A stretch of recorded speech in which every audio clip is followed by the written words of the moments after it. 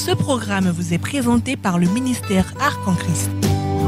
Arc en Christ, alliance pour la restauration du bonheur conjugal en Christ. Shalom et que Dieu vous bénisse. Gloire à Dieu. Donc, le corollaire de ça, c'est quoi? C'est que Abraham était stérile, il était pauvre, sans avenir et sans espoir. Quand la parole de Dieu s'adresse à lui, elle ne dit pas, en premier lieu, sois béni, ou tu es béni, ou encore je te bénirai. Est-ce qu'il a dit ça en premier lieu? Non, merci. Elle dit, quitte. Amen. Et va. Ce qui signifie que la parole va lui créer de nouvelles origines. Parce que si la parole ne crée pas, tu vois, cette parole qui s'adresse à Abraham a la force de créativité. Amen. Si notre parole s'adressait à Abraham, ça n'a rien changé. Donc, des fois, ce qui doit changer dans ta vie, c'est d'entendre la parole de créativité. Amen. Parole de créativité, la puissance de la parole de créativité. C'est ce que tu dois entendre pour que certaines choses changent. Tu as jeûné, tu as prié, tu as essuyé, tu les as liés, tu les as découpés, mais il ne reste plus qu'à te découper toi-même. Voilà. C'est tout ce qui reste. Tu as besoin de la révélation de la parole de création. Et la parole dit, dans le pays que je te montrerai. Donc, la parole va lui révéler un environnement caché dans lequel il va vivre définitivement. Amen. Il va vivre et jouir de la bénédiction. Alléluia. Amen. Il en est de même de la veuve de Sarepta. 1 Roi 16, 8 à 16. Donc je suis en train de voir la parole de créativité qui s'adresse à certaines personnes. Amen. On a vu Abraham. Là je suis en train de voir une autre personne. Il y a parole et parole. Amen. Voilà. Peut-être dans ce que tu vis, c'est la parole de créativité. Ce qu'il faut. 1 Roi 17, verset 8. Alors, la parole de l'Éternel lui fut adressée en ces mots. Lève-toi, va à Sarepta qui appartient à Sidon et demeure là. Voici, j'y ai ordonné à une femme veuve de te nourrir. Il se leva et il alla à Sarepta. Comme il arrivait à l'entrée de la ville, voici, il y avait là une femme veuve qui ramassait du bois. Il appela et dit, va me chercher, je te prie, un peu d'eau dans un vase, afin que je boive. Et elle alla en chercher. Il appela de nouveau et dit, apporte-moi, je te prie, un morceau de pain dans ta main. Elle dit, l'Éternel, ton Dieu est vivant. Je n'ai rien de cuit. Je n'ai qu'une poignée de farine dans un pot et un peu d'huile dans une cruche. Et voici, je ramasse 2 morceaux de bois, puis je rentrerai et je préparerai cela pour moi et pour mon fils. Nous mangerons, après quoi nous mourrons. Verset 13. Élie lui dit, ne crains point, rentre, fais comme tu as dit. Seulement, prépare-moi d'abord avec cela un petit gâteau et tu me l'apporteras. Tu en feras ensuite pour toi et pour ton fils. Car ainsi parle l'Éternel, le Dieu d'Israël. La farine qui est dans le pot ne manquera point et l'huile qui est dans la cruche ne diminuera point. Jusqu'au jour où l'Éternel fera tomber de la pluie sur la face du sol. Amen. Elle alla et elle fit selon la parole d'Élie. Et pendant longtemps, elle eut de quoi manger et sa famille avait aussi bien qu'Élie. La farine qui était dans le pot ne manqua point et l'huile qui était dans la cruche ne diminua point selon la parole que l'Éternel avait prononcée par Élie. Amen. Il faut bien comprendre ce qu'il a dit. Selon la parole que l'Éternel avait prononcée par Élie. Donc il peut prononcer sa parole par quelqu'un. Amen. Amen. Bon, d'accord. Selon la parole que l'Éternel avait prononcée par Élie. Il faut bien m'écouter.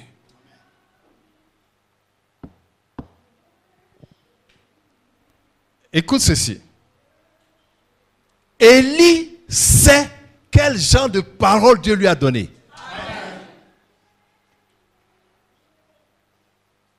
Le prophète que tu vas voir n'a pas toujours les mêmes types de paroles. Il y a la parole de la créativité, il y a la parole qui est esprit, etc. Il n'a pas. Et quand il sait ça, il sait aussi comment adresser. Parce que Élie ne déclare pas au prime abord, Madame, ainsi parle l'Éternel, tu es ordonné de me nourrir. Ce serait plus direct. Il aurait raté.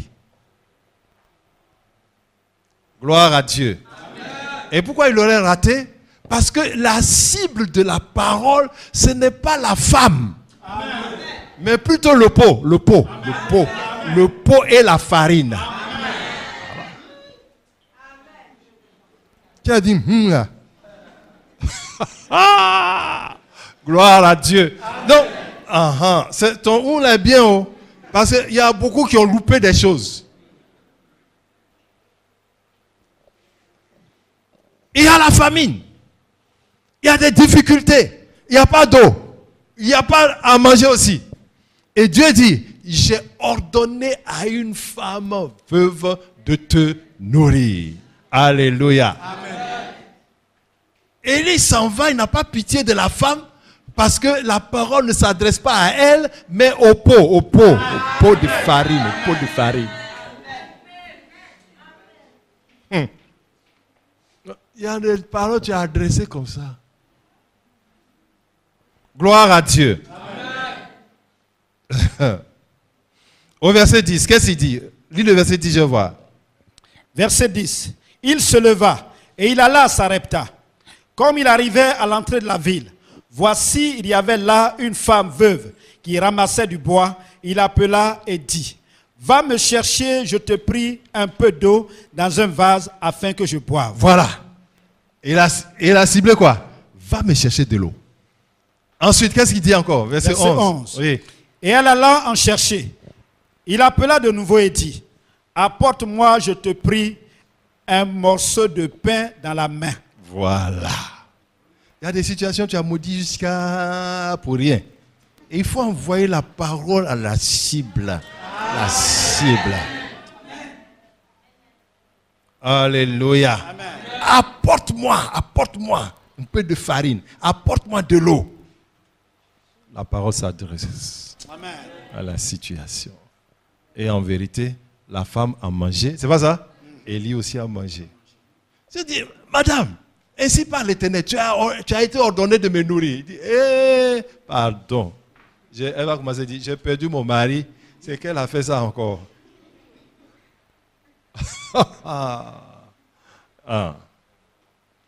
Gloire à Dieu. Donc, quand un pasteur ou un prophète est en train de délivrer une parole, sache c'est quel genre de parole. Amen. Qui cache ça? C'est la puissance de créativité. Si c'est la puissance de créativité, j'écris Amen, c'est fait.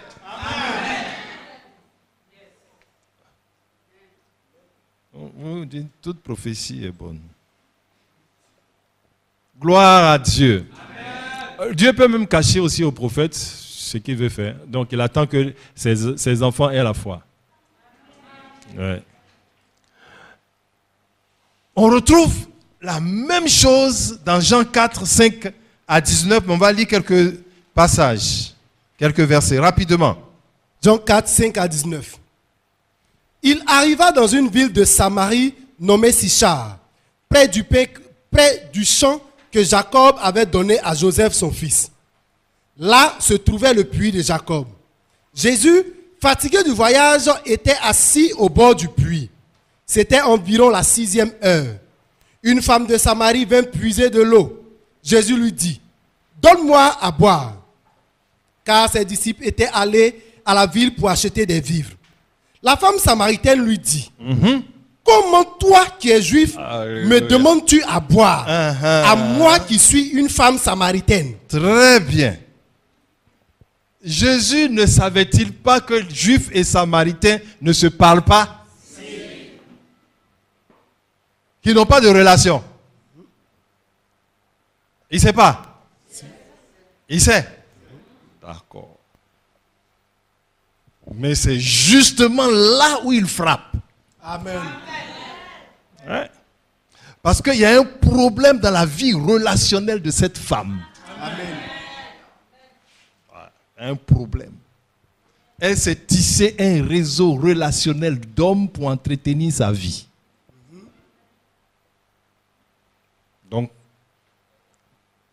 il va cibler sa vie relationnelle. Et puis, quand il dit donne-moi à boire, elle vient sur la relation tout de suite.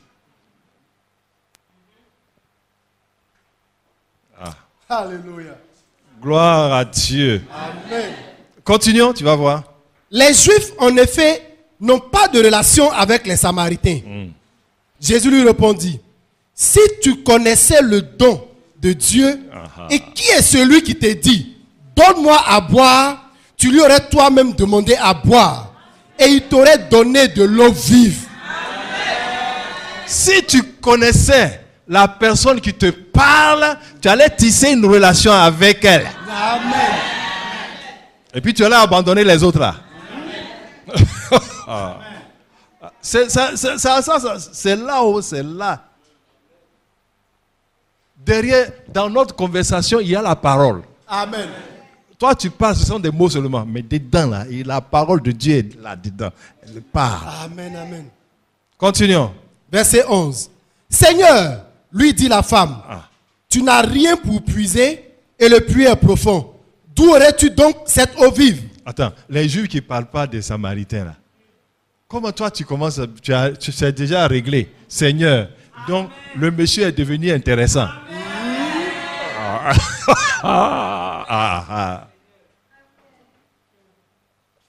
Ah bon?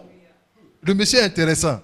Ça va être le 7e ou le 8e qui va apporter de l'eau pour arroser sa relation. Alléluia. Amen. Continue. Verset 12. Es-tu plus grand que notre père Jacob, qui nous a donné ce puits et qui en a bu lui-même, ainsi que ses fils et ses troupeaux? Jésus lui répondit, quiconque boit de cette eau aura encore soif. Mais celui qui boira de l'eau que je lui donnerai n'aura jamais soif, et l'eau que je lui donnerai deviendra en lui une source d'eau qui jaillira jusque de la vie éternelle. Jusque-là, on a l'impression qu'on parle on a un dialogue de sourds. Ah, attends, le puits est profond. Comment tu vas trouver cette eau-là? Où tu vas? Attends, comment tu vas faire? Est-ce que Jacob même qui a créé tout ça là? Tu es plus grand que Jacob. Alléluia. Amen. Et lui aussi, il n'écoute pas ce qu'elle dit là. Il dit quiconque boit de cette eau aura encore soif. Mais moi, l'eau que je vais lui donner là, ça va devenir une source dans la vie éternelle. Amen. Jésus sera encore 2 fois plus intéressant. Allons-y. La femme lui dit, Seigneur, donne-moi de cette eau, afin que je n'ai plus soif et que je ne vienne plus puiser ici. D'accord. Attends, où on ne se parlait pas là? Donc, on ne se parle pas, mais dans certaines conditions, on se parle. Relation. Maintenant, allons-y. Tu vois, Jésus a fait maintenant, elle s'est bien exposée et il va bien frapper en plein dans le mille. Allons-y. Verset 16. Va, lui dit Jésus, appelle ton mari et viens ici. Je suppose qu'elle a sursauté.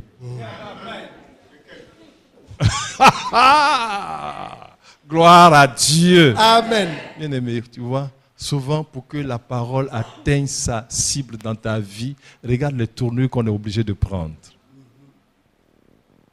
Mais souvent, ça ne va pas jusqu'au bout, au processus. Ça ne va pas jusqu'au bout. Regarde cette femme-là. Jésus ne pouvait pas dire, va chercher ton mari. Ok, son problème, c'est le mari. Allons-y. Verset 17. La femme répondit, je n'ai point de mari. Jésus lui dit, tu as eu raison de dire, je n'ai point de mari. Car tu as eu 5 maris, et celui que tu as maintenant n'est pas ton mari. En cela, tu as dit vrai. Seigneur, lui dit la femme, je vois que tu es prophète. Aha. Et elle va continuer, tu connais la suite. Tu connais la suite. Et la suite, c'est quoi? La parole de Jésus a créé un nouvel environnement dans lequel Juifs et Samaritains se parlent. Mais quand ça crée, est-ce qu'ils voient dedans? Personne ne voit dedans. Parce que c'est la parole elle-même qui fait. Amen. Gloire à Dieu. Amen. Je pense t'avoir démontré la puissance de création de la parole de Dieu. Amen. Et que lorsqu'elle s'adresse à toi, comme ce soir, c'est qu'elle est en train de créer un nouvel environnement pour toi. Amen. Un nouvel environnement pour toi dans lequel ce qui n'était pas possible devient possible. On dit ça, toi tu ne peux pas faire ça. Tu ne peux pas faire ça. Tu dis d'accord. Dans quel environnement? Abraham, tu es stérile, tu ne peux pas faire d'enfant. Mais dans quel environnement? Amen. Ouais, dans quel environnement? Gloire à Dieu. Amen. Mais la question pertinente qu'on pourrait se poser est la suivante. Comment me positionner pour être la cible de la parole de Dieu? Amen. C'est ça. Pour qu'elle s'adresse à moi. Et c'est là le problème. Cette puissance de création, ça vient sur une cible précise. Ça vient sur quelqu'un. Ça va à l'adresse de quelqu'un précisément. Comme ce soir, au moment où je suis en train de parler, et qu'on parle de la puissance de création forcée, c'est la puissance de création qui est en jeu en ce moment. Amen. Qui est en jeu en ce moment et cible la vie d'une personne précisément. Précisément. L'environnement dans lequel tu étais paralysé, un nouvel environnement est créé. Un nouvel environnement est créé. Mais ça s'adresse à quelqu'un. Alléluia, ça s'adresse à quelqu'un. Ah oui. Donc nous allons voir pour terminer les positions ciblées.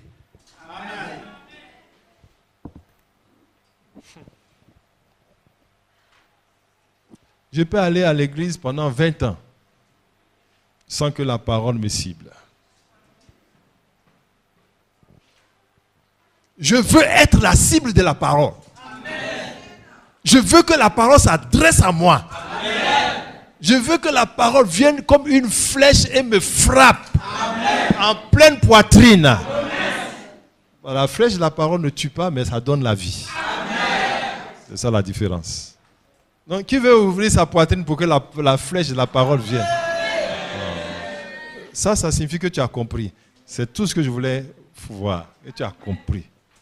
Alléluia. Amen. Tu vois comment Jésus a dû parler pour que la femme soit une bonne cible, pour que la parole l'atteigne. Il y en a, ils sont dans l'église, chaque fois, ils feintent Dieu. Quand la parole vient, ils font ça. Ce sont des grands feinteurs et dribbleurs, des flèches de la parole.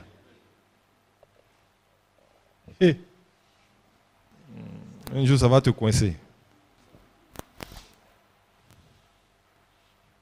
Alors, pour être la cible de la parole de Dieu, afin de jouir des biens surnaturels, 3 conditions majeures. 3 conditions. Première condition, le temps de Dieu. Deuxième condition, la quête de Dieu. Et troisième condition, l'obéissance. C'est tellement facile. Prenons la première condition, le temps de Dieu, et lisons le psaume 105, versets 16 à 23. Psaume 105, versets 16 à 23. Il appela sur le pays la famine. Il coupa tout moyen de subsistance. Il envoya devant eux un homme. Joseph fut vendu comme esclave. On serra ses pieds dans des liens et on le mit au fer, jusqu'au temps où arriva ce qu'il avait annoncé et où la parole de l'Éternel l'éprouva. Verset 20. Le roi fit ôter ses liens. Le dominateur des peuples le délivra et il établit seigneur sur sa maison et gouverneur de tous ses biens, afin qu'il pût à son gré enchaîner des princes et qu'il enseignât la sagesse à ses anciens. Verset 23. Alors Israël vint en Égypte et Jacob séjourna dans le pays de Cam. Amen. Amen. Savoir qu'il y a un temps où nous sommes spécifiquement la cible de la parole de Dieu est d'une importance majeure.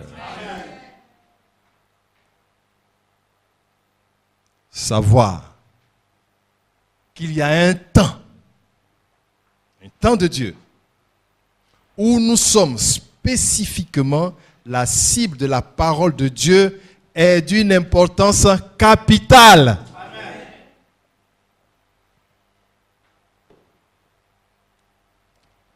Pourquoi? Tu dois savoir. Écoute, c'est une vérité importante. Toute décision prise et exécutée contre nous n'est pas irrévocable. Amen. Car Dieu et sa parole ont le dernier mot.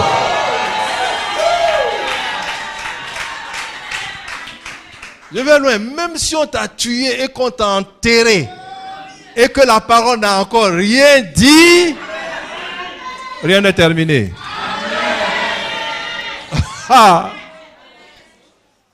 Ça, bien aimé, si tu sais ça, même si on t'enterre, tu vas sortir.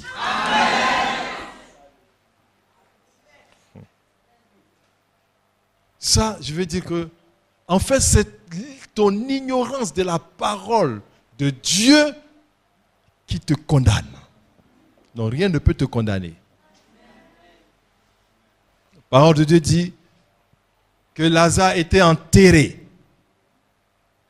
On dit qu'il sentait déjà. C'est ça, hein? Il est malade, il est mort, on enterre.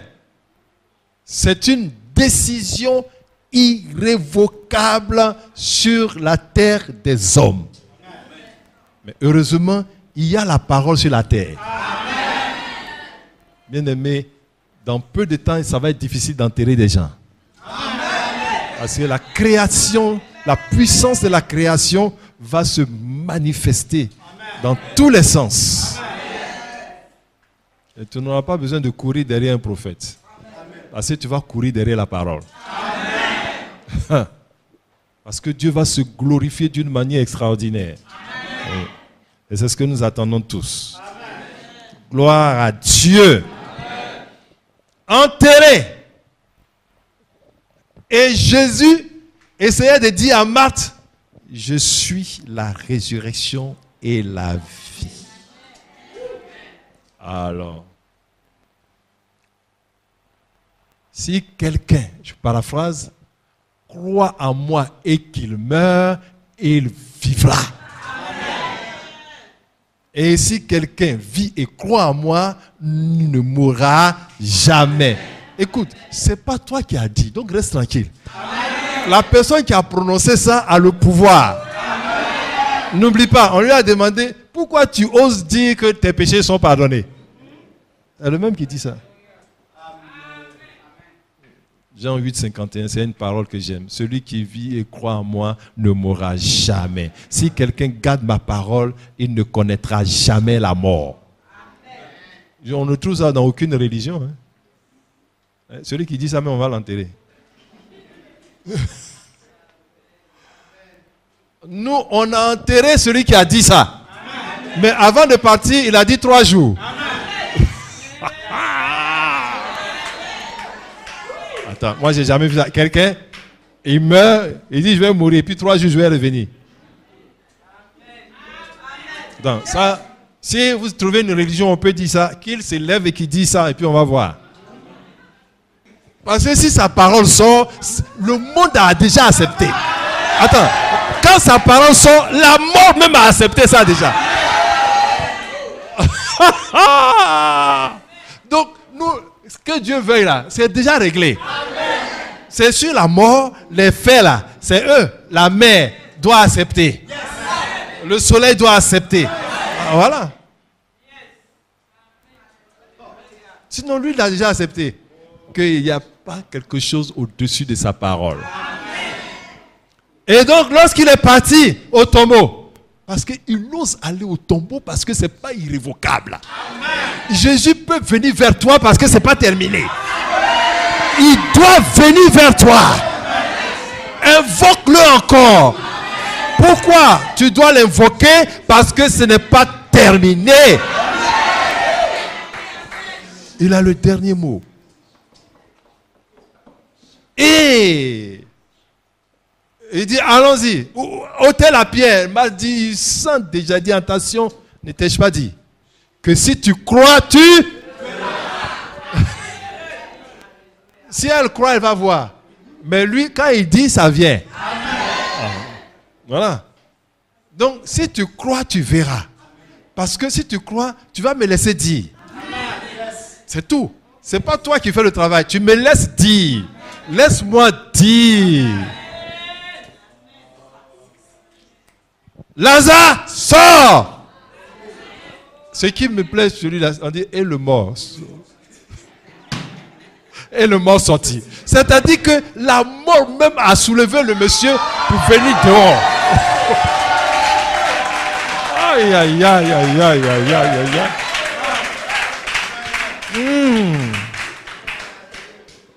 Gloire à Dieu.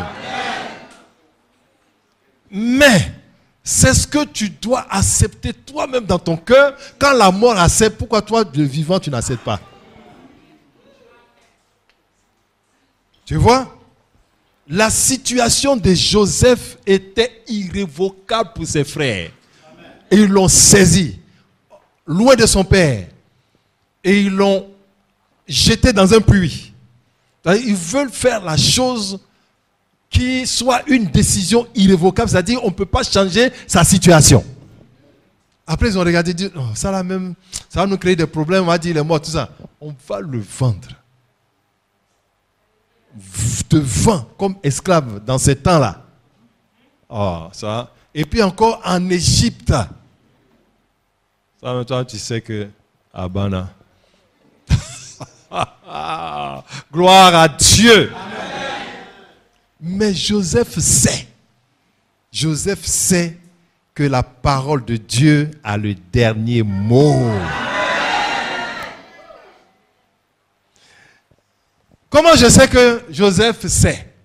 Et c'est aussi que tu dois savoir pour ne pas pleurer dans n'importe quelle situation. Si Joseph ne savait pas que Dieu avait le dernier mot dans sa situation, il aurait volé dans la maison de Potiphar. Et puis ça n'allait pas s'arrêter là. Qu'est-ce qu'il allait faire? Il allait détourner sa femme. Et puis ça n'allait pas s'arrêter là. Il allait le tuer. Voilà. Tu vois? Donc,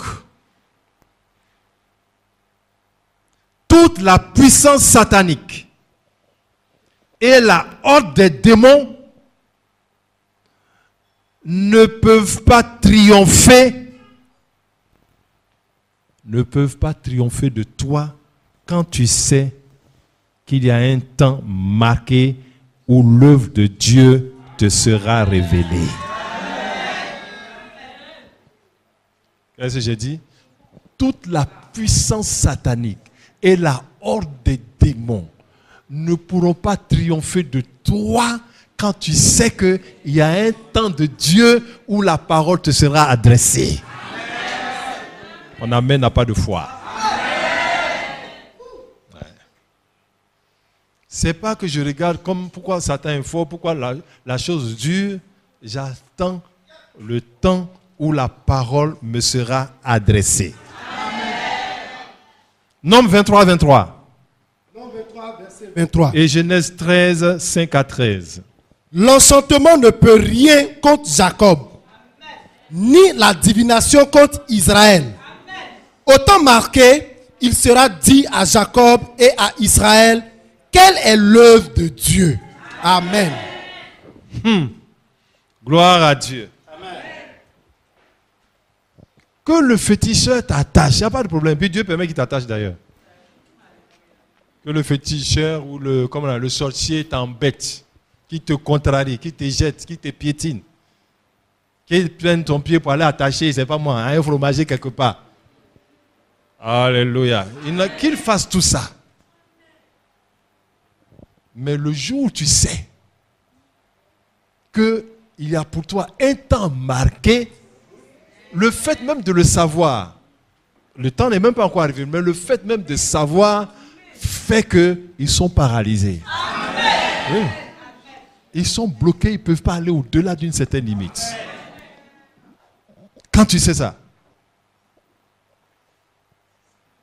ça rend inefficace la divination, la magie, tout ça. Quand tu sais ça, tu dis, ah mon frère, j'ai rêvé que tu as ceci, on t'a suspendu, on t'a fait ça, j'ai rêvé, j'ai une parole pour toi, j'ai une prophétie pour toi. Tout ça là, mon frère, tu dis mon frère, j'ai le temps marqué. Amen. J'ai le temps marqué. Et au temps marqué, l'œuvre de Dieu va se révéler à moi. Bien-aimé, on pouvait faire de Joseph ce qu'on voulait jusqu'au temps marqué. Le temps n'est pas marqué. On le prend, on le jette dans un puits, on le vend. C'est pas ça? Et ensuite, on ment sur lui. Même quand il fait tout pour être juste même, sa justice le condamne. On le met en prison. Il se déploie dans son service. Il prophétise pour les chansons et les panetiers. Ils s'en vont. Ils l'oublient pendant 3 ans. Mais quand le temps est marqué, tu n'as pas besoin de l'aide de quelqu'un. Il dit, la parole s'est adressée à Joseph. Et les chaînes sont tombées aussitôt. Non seulement les chaînes sont tombées, mais on l'a habillé et on l'a fait prince. Pour que lui, il enchaîne les autres. C'est important parce que tu vas voir. Je vais continuer parce que je sais qu'il y en a qui ont gâché leur vie parce qu'ils ne savent pas qu'il y a un temps marqué de Dieu dans leur vie. Oui. Beaucoup de vies ont été gâchées à cause de cette ignorance. Beaucoup de vies. Et c'est une ignorance majeure. Majeure. Genèse 13. Prenons l'exemple de Lot dans Genèse 13, versets 5 à 13. Genèse chapitre 13, versets 5 à 13. Lot, qui voyageait avec Abraham, avait aussi des brebis, des bœufs et des tentes. Et la contrée était insuffisante pour qu'ils demeurassent ensemble, car leurs biens étaient si considérables qu'ils ne pouvaient demeurer ensemble. Il y eut querelle entre les bergers des troupeaux d'Abraham et les bergers des troupeaux de Lot. Les Cananéens et les Phérésiens habitaient alors dans le pays. Abraham dit à Lot, qu'il n'y ait point, je te prie, de dispute entre moi et toi, ni entre mes bergers et tes bergers, car nous sommes frères. Tout le pays n'est-il pas devant toi? Sépare-toi donc de moi. Si tu vas à gauche, j'irai à droite. Et si tu vas à droite, j'irai à gauche. Lot leva les yeux et vit toute la plaine du Jourdain qui était entièrement arrosée. Avant que l'Éternel eût détruit Sodome et Gomorrhe, c'était jusqu'à Soar comme un jardin de l'Éternel, comme le pays d'Égypte. Lot choisit pour lui toute la plaine du Jourdain et il s'avança vers l'Orient. C'est ainsi qu'ils se séparèrent l'un de l'autre. C'est bon, on va s'arrêter là. Amen. On sait qu'après la séparation avec Lot, Dieu a dit à Abraham, lève les yeux. Amen. Gloire à Dieu. Amen. La parole qui s'est adressée à Abraham dans Genèse 12 n'était pas pour Lot. Dieu s'est adressé à Abraham et Abraham, en partant, a pris Lot. Mais Lot prospérait dans l'environnement créé par la parole adressée à Abraham. Il avait des biens considérables. Et Satan, qui cherche toujours des proies, va susciter un problème. Abraham dit, attention, moi je suis Dieu. Sa parole m'a été adressée. Pas de bruit. Séparons-nous. Il aurait dû ne pas se séparer. Il aurait dû attendre auprès d'Abraham jusqu'à ce qu'une parole précise s'adresse à lui spécifiquement. Amen. Voilà. Beaucoup de chrétiens ont gâché leur vie. Beaucoup de faux mariages, de fausses professions, parce qu'ils n'ont pas su attendre le temps marqué.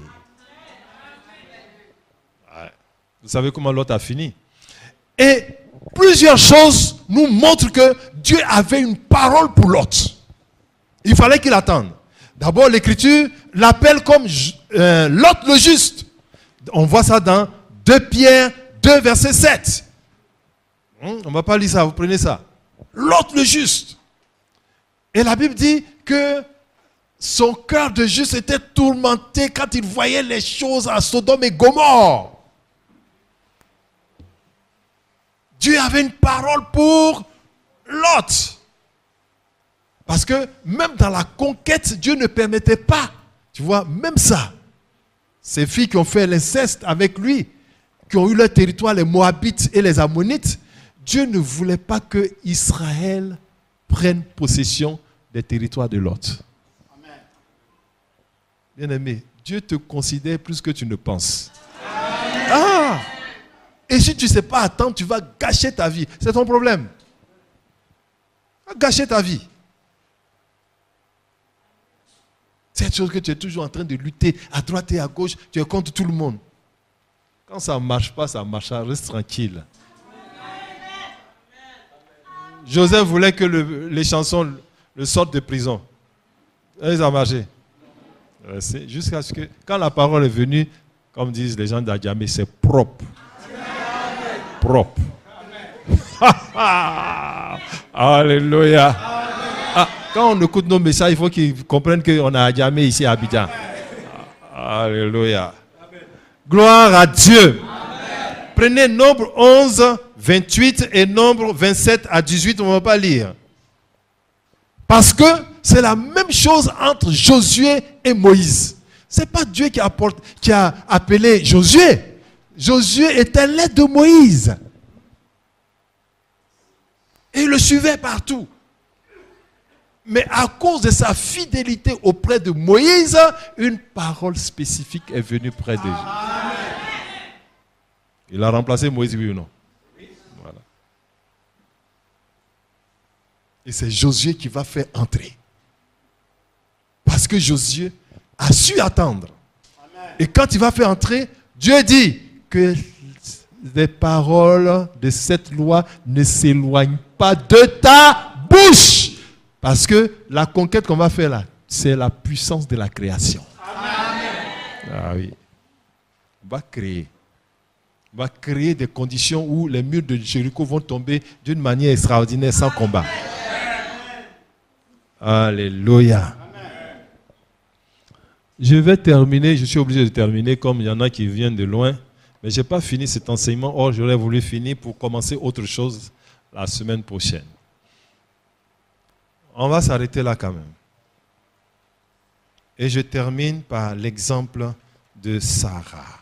La prochaine fois, on va terminer ça et aborder un autre enseignement si possible.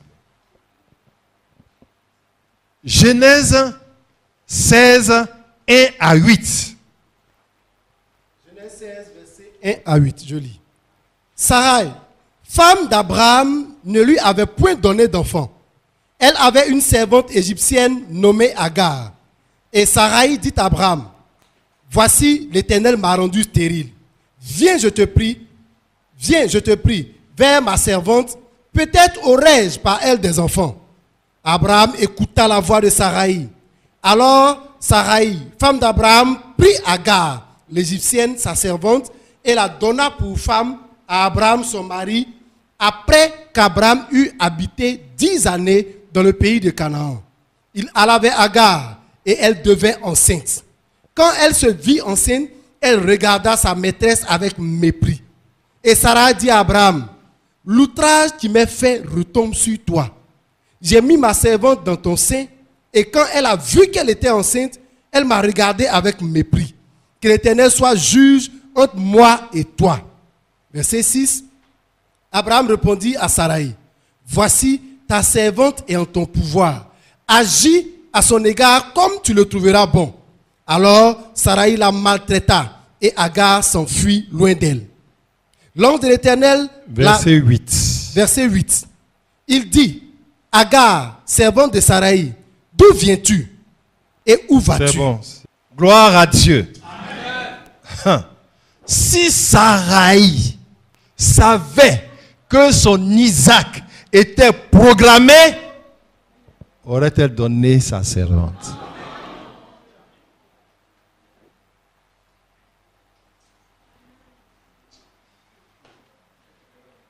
Il y en a qui sont plus pressés que Dieu. La suite, les deux autres conditions là, il faut qu'on prenne ça spécifiquement. Et c'est important, c'est le problème de beaucoup de chrétiens. Elle ne savait pas. Et d'ailleurs, tu vois, dès qu'elle a donné sa servante, les problèmes de foyer ont commencé.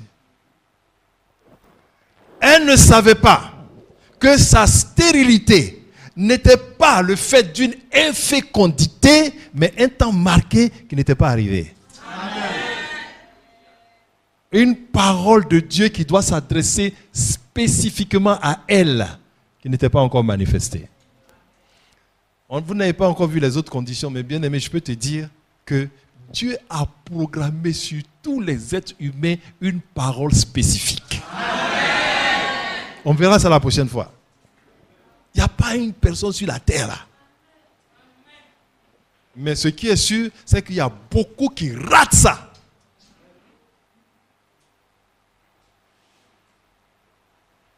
La parole s'est adressée à Abraham, personne n'a mentionné le nom de Sarai.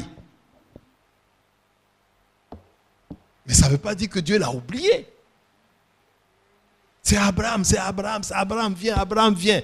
Mais lorsqu'elle est arrivée chez Pharaon en Égypte, son épopée avec Pharaon aurait dû l'interpeller. Pourquoi quand elle rentre dans la maison de Pharaon, Dieu frappe Pharaon? C'est que le regard de Dieu est sur toi. Amen. Par toi, ton mari est devenu riche en très peu de temps. Et Dieu ne va pas te donner.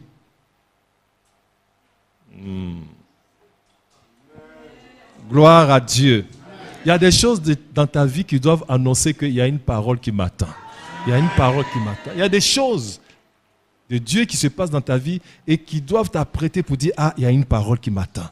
Il y a une parole qui m'attend. Gloire à Dieu. Donc le regard de Dieu était sur elle. Lisons Genèse 17, verset 15. Verset 15. 15 à 21, vite.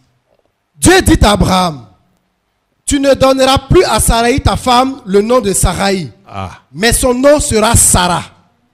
Je la bénirai et je te donnerai d'elle un fils. Je la bénirai et elle deviendra des nations. Des rois de peuples sortiront d'elle. Abraham tomba sur sa face. Il rit et dit en son cœur, naîtrait-il un fils à un homme de 100 ans? Et Sarah, âgée de 90 ans, enfantera-t-elle? Abraham dit à Dieu, oh, qu'Ismaël vive devant ta face. Alléluia. Amen. Abraham, laissez-moi parler français ivoirien. en train de gâter la parole qui est adressée à sa femme. C'est pas pour lui. C'est pas pour lui, c'est pour là, il rit. Et il prend pour jouer et il dit, oh, ah non, Dieu, c'est bon, c'est bon, c'est bon. Je sais que tu m'aimes comme ça, c'est bon.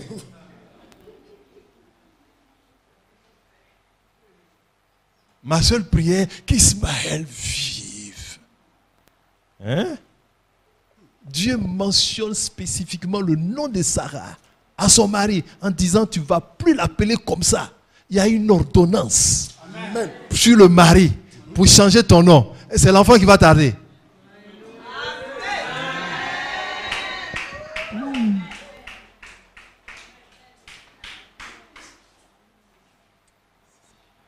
Mais Dieu attend. On va terminer en Genèse 18, versets 10 à 15. Tu vas voir. Genèse 18, versets 10 à 15. Verset 10. L'un d'entre eux dit, je reviendrai vers toi à cette même époque, et voici, Sarah, ta femme, aura un fils. Voilà. Sarah écoutait à l'entrée de la tente qui était derrière lui. Voilà, tu as vu, non? Dieu sait qu'elle est cachée. Elle est cachée haut. Et il sait aussi qu'Abraham est là. Et il va adresser la parole à Sarah via Abraham. Il a commencé à dire, allons-y, première question. Alors il lui dit, où est Sarah ta femme? Il répondit, elle est dans la tente. Voilà. Tu as vu, non? Où est-elle? Où se cache-t-elle? Abraham a dit où? Maintenant la parole va aller là. Oh. Là où Abraham a indiqué. Yes. Même si tu es caché, la parole va te trouver là-bas. Continue. Verset 10. L'un d'entre eux dit, je reviendrai vers toi à cette même époque, et voici, Sarah, ta femme, aura un fils. L'un d'entre eux dit, c'est celui qui est chargé de décocher la parole. Et la parole est partie. A-t-elle atteint sa cible? Oui. En plein même visage. Voyons la réaction. Sarah écoutait à l'entrée de la tente qui était derrière lui. Abraham et Sarah étaient vieux, avancés en âge. Sarah ne pouvait plus espérer avoir des enfants. Elle rit en elle-même en disant. Comme disent les Ivoiriens, c'est gâté, c'est gâté. Voilà. Elle a ri. Donc ça veut dire qu'elle a accepté la parole et elle-même, elle a bien compris. Amen. Oh, ce que Dieu te demande, c'est de comprendre. Amen. C'est tout ce qu'il te demande. Continue. En disant, elle rit en elle-même en disant, maintenant que je suis vieille, aurais-je encore des désirs? Mon Seigneur aussi est vieux. L'Éternel dit à Abraham, pourquoi donc Sarah a-t-elle ri en disant, est-ce que vraiment j'aurai un enfant, moi qui suis vieille? Vous ne retrouvez pas la même puissance de création là. Quand les gens parlent à voix basse, on dit Jésus connut leurs pensées. Amen. Quand tu vois, on est en train de donner un message et que tu vois que ta pensée est dévoilée, fais attention, c'est la puissance de création qui est là. Amen. Arrange-toi pour capter ça déjà tout de suite. C'est pas un hasard.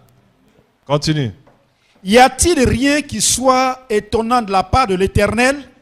Au temps fixé, je reviendrai vers toi à cette même époque et Sarah aura un fils. Au temps fixé. Continue. Verset 15. Sarah mentit en disant. Ah là, elle doit mentir. Parce que si elle ne ment pas, elle aura raté tout. Continue. Sarah mentit en disant, je n'ai pas ri, car elle eut peur. Mais il dit au contraire, tu as ri. Elle a eu peur parce qu'elle a vu que ses pensées étaient dévoilées. Donc quand tu vois que la pensée est dévoilée, c'est que la parole de création est là. Amen. Et il a dit, tu as ri, mais tu vas voir. Voilà pourquoi il va s'appeler Isaac. Amen. Bien. Conclusion pour aujourd'hui, Habakkuk 2, 1 à 4. J'étais à mon poste Alléluia. et je me tenais sur la tour. Je veillais pour voir ce que l'Éternel me dirait. Sois à ton poste Amen. et veille pour Amen. voir la parole qui viendra vers toi. Amen. Ce qui signifie que à chaque instant, chaque moment de ta vie, dispose-toi. Amen. Sois prêt. Amen. Parce que la parole va certainement venir. Amen. Continue. Et ce que je répliquerai après ma plainte. L'Éternel m'adressa la parole et dit, écris la prophétie, grave-la sur des tables, afin qu'on la lise couramment. Car c'est une prophétie dont le temps est déjà fixé. Elle marche vers son terme, et elle ne mentira pas. Si elle tarde, attends-la, car elle s'accomplira. Elle s'accomplira certainement.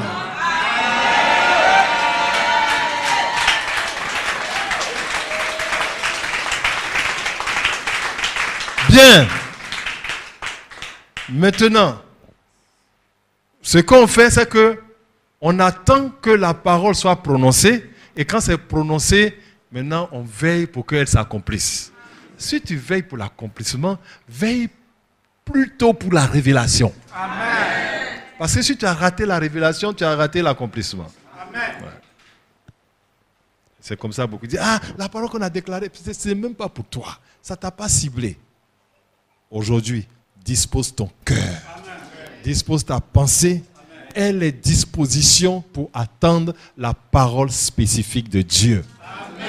Ou alors maintenant tu te rappelles, ah, cette parole m'avait été adressée à tel moment et j'ai raté ça. Je ne l'ai pas considéré. Ah, au moment où tu es encore vivant, tu peux demander la grâce de Dieu. Ce soir, ouvre la bouche et parle à Dieu. Ouvre la bouche et parle. Seigneur, je ne savais pas qu'il y avait une parole précise pour moi. J'ai fait comme Sarah. J'ai dilapidé mes vertus. Je me suis vendu moi-même.